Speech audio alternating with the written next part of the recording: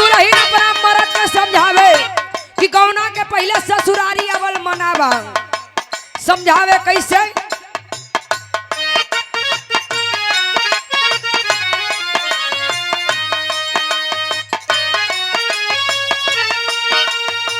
अभी न रे गवाना सजनवा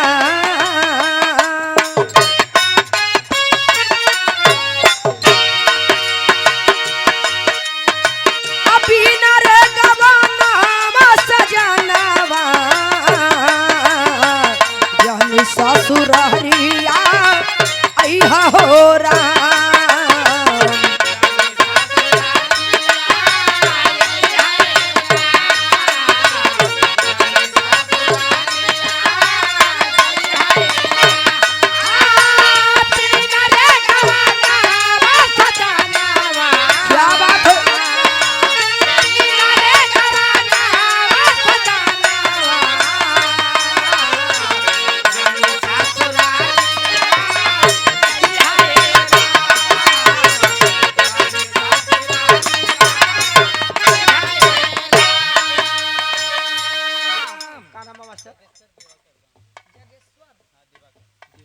बड़े ही सम्मानित आप जगेश्वर दिवाकर 51 रुपए का पुरस्कार भैया के बहुत बहुत प्रणाम। हेलो तनी सौरी बढ़ाए दे के तनी टेबल खोला बजिया तो खुलते ना बजल है।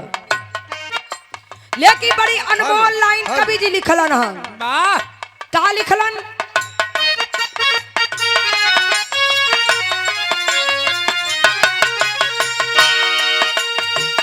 चंदा कैले मन में गुलानवा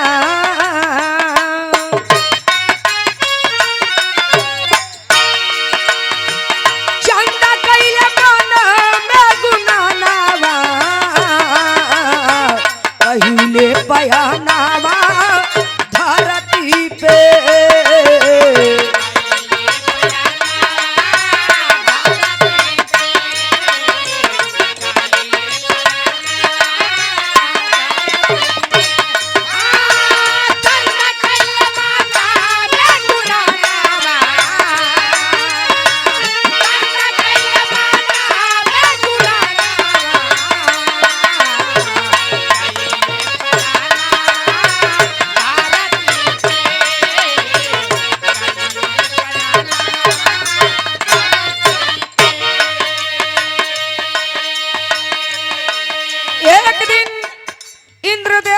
चंद्रमा भगवान बैठल रहलन एक जगह। असही विचार बन गयल।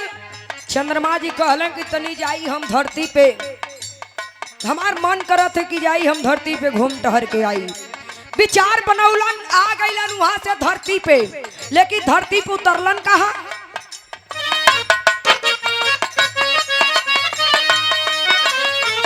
रहले सरोवर एक चंचल बीचे बहना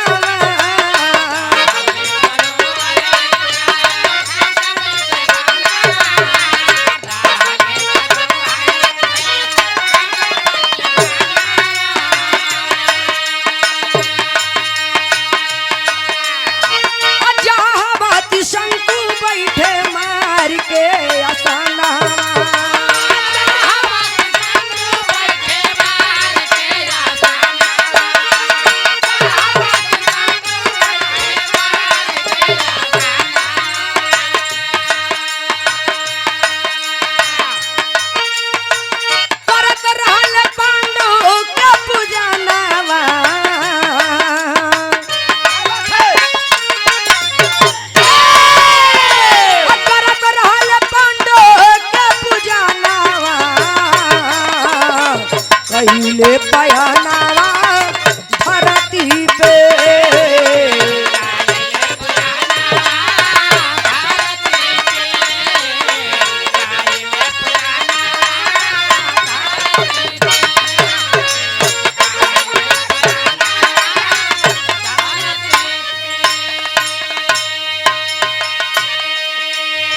चंद्रमा जी धरती पे आ गईलन। एकदम बियाबान जंगल, सुंदर सरोवर के किनारे, जहाँ त्रिशंकु मुनि आसन मार के पांडव के पूजा में एकदम लीन हुवन, मन मगन हुवन। अब वही सरोवर के किनारे जब उतरलन देखा तो वहाँ की गर्मी इतना ज्यादा है, तापमान बढ़ गया है। और जब तापमान बढ़ गया तो सहन ना होता, सहन ना होता तब का कैलन है। चंचल चित्र कूद गईले अभी चपनिया में।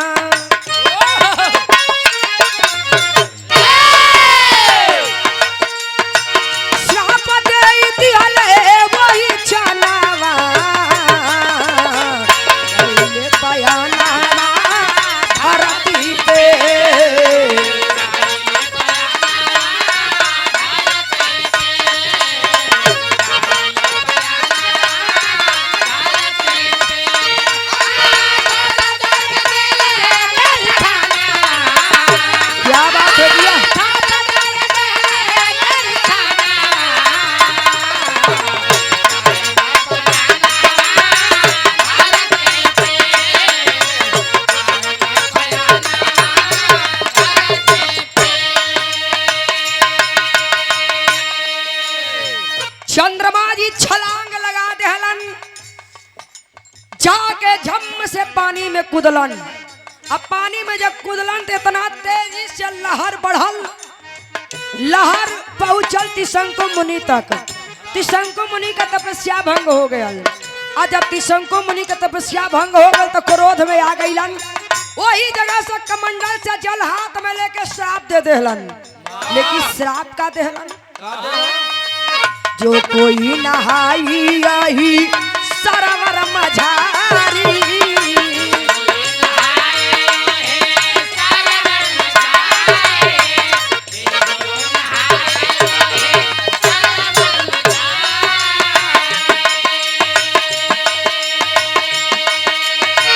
नारी होई है नाराया उर नारा होई है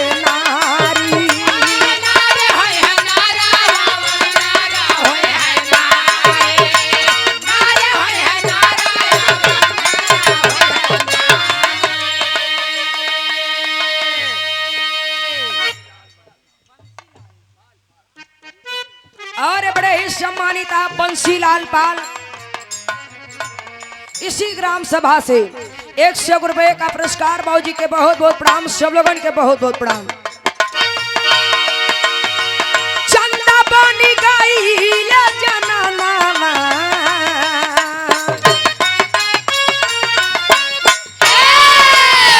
चंदा बनी गई जनाना, पहले पहना धरती पे।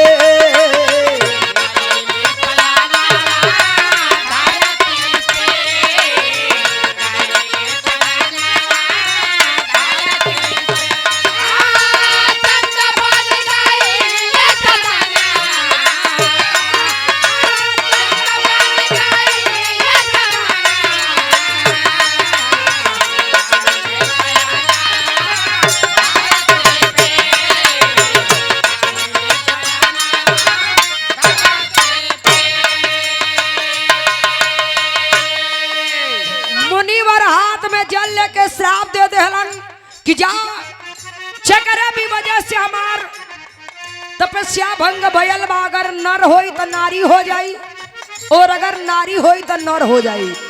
चंद्रमा भगवान पानी में स्नान करत हुआ सरोवर में, अतनी बहरे निकलना तो देखा तो वो एकदम रहलन दूसरे भेष में हो गए, दूसरा भेष में रहलन मर्द के भेष में हो गईलन औरत के भेष में।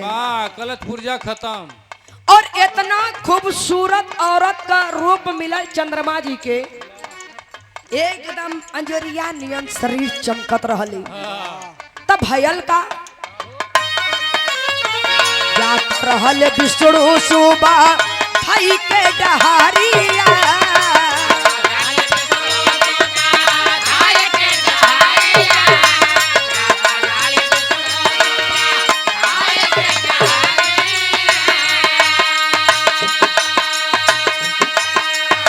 सरोवर में देखे एक सुंदर गुजरिया।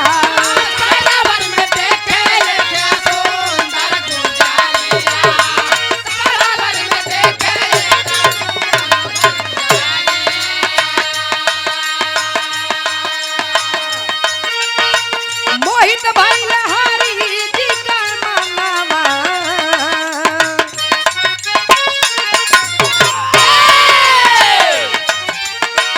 मोहित भइल हरि जी का मनवा। कहिले पहनावा धरती पे।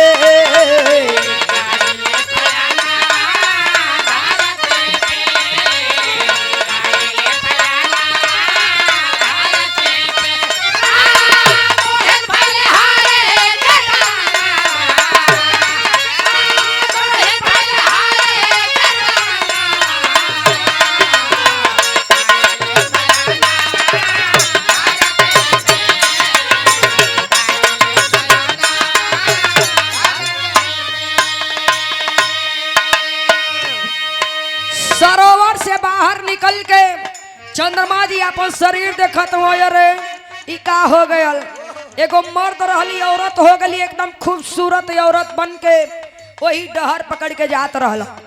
रास्ता पकड़ के जात रहल। वही रास्ता में तबले जंगल में टहरत आवत हुआ के विष्णु भगवान। विष्णु जी जब आवत हुआ टहरत घूमत की देखल जब नजर पड़ल, अरे वाह क्या खूबसूरत औरत है। इतना खूबसूरत हमार लक्ष्मी नहीं है। मोहित हो गई चंद्रमा के ऊपर। आज जब चंद्रमा के ऊपर मोहित हो गई तब का भयल? मोहित हो गई चंद्रमा के ऊपर और जाके वही जंगल में बियाह कर लेलन।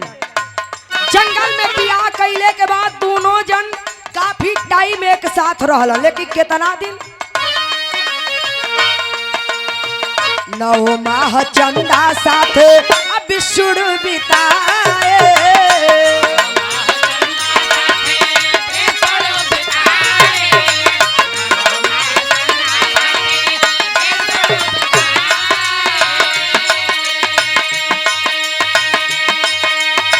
चंदा एक गोदिया में लाल जनमाए।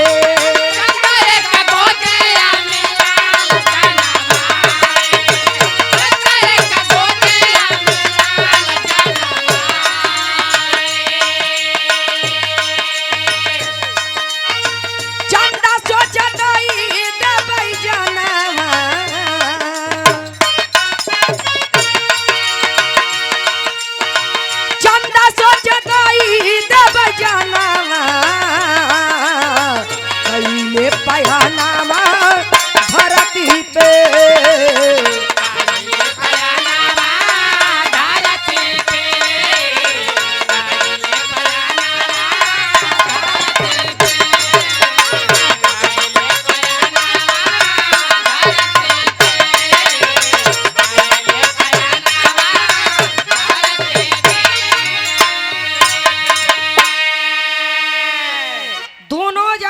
बियाह कैले के बाद वही बियाबान जंगल में एगो कुटिया बना के रहत हुवन।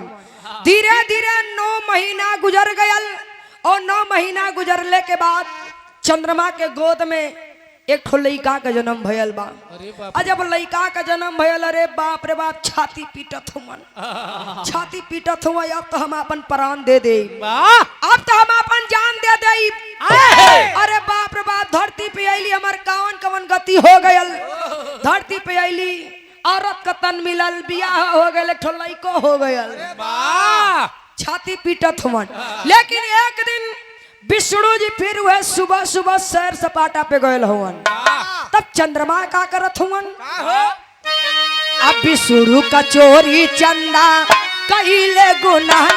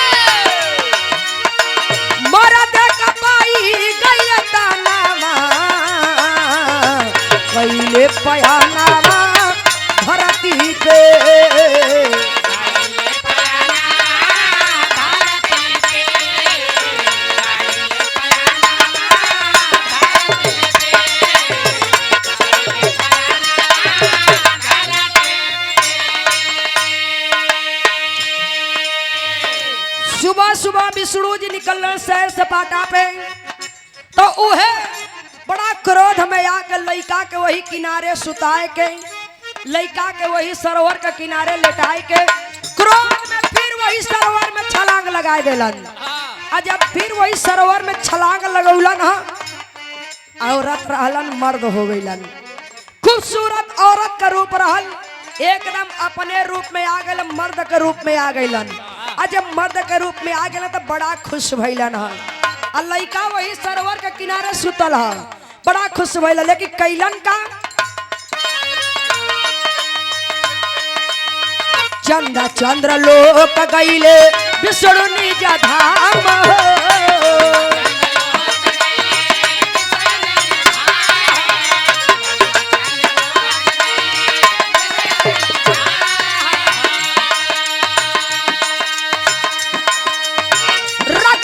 शंकु लड़का के नाम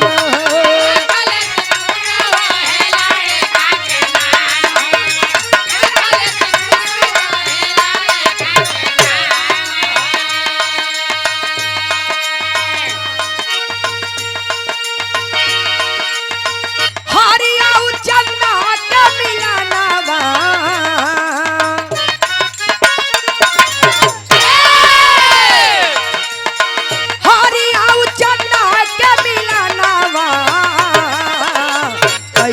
बयानामा धरती पे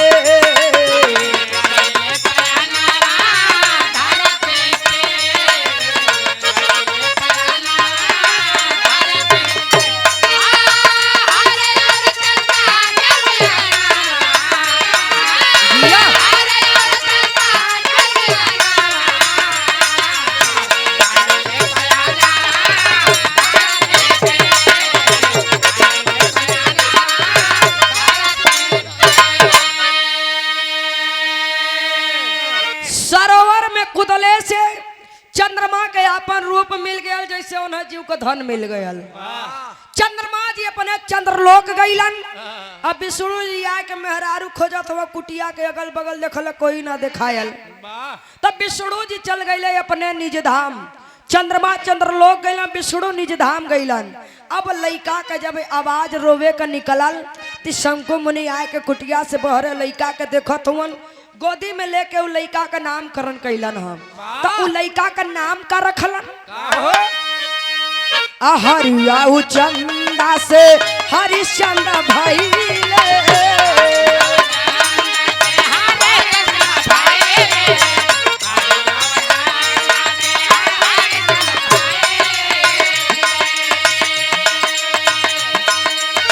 दाना दे के दुनिया में नमवा कमाई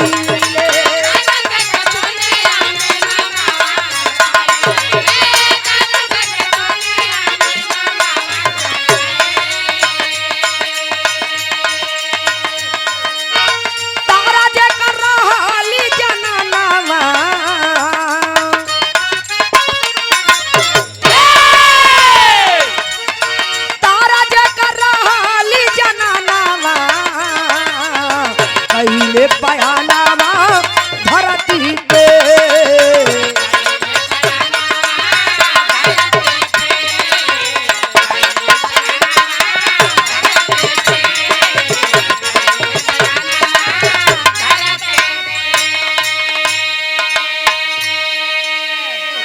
लइका का रोवत की आवाज सुन के शंकु मुनि आके लइका का लेके गईलन कुटिया में नामकरण कैलन।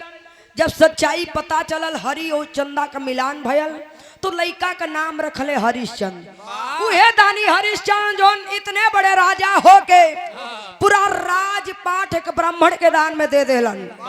यहाँ तक के अपने आप के एक डोम की यहाँ बेच के पूरी जिंदगी काशी नगरी में मरघट घाट पे कर मांगत के बिताए देलन। उहे हरिश्चंद्र के जन्म भयल नाम रखले हरिश्चंद्र तारा जे कर रहली जननवा। आखिरी प्रमाण में गुरु घराने का परचेवा कहना बा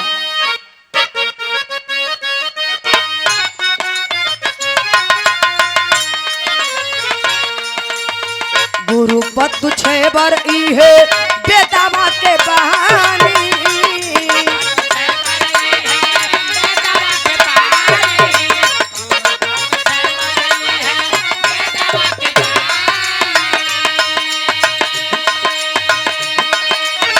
काशी बोलू सुखानंद हरिचंद्र ज्ञानी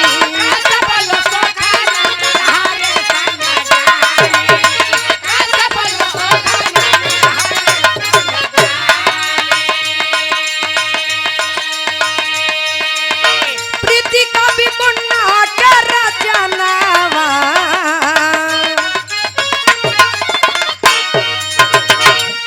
प्रीति कवि मुन्ना के रचनावा कैले पयनावा कैले पयनावा धरती पे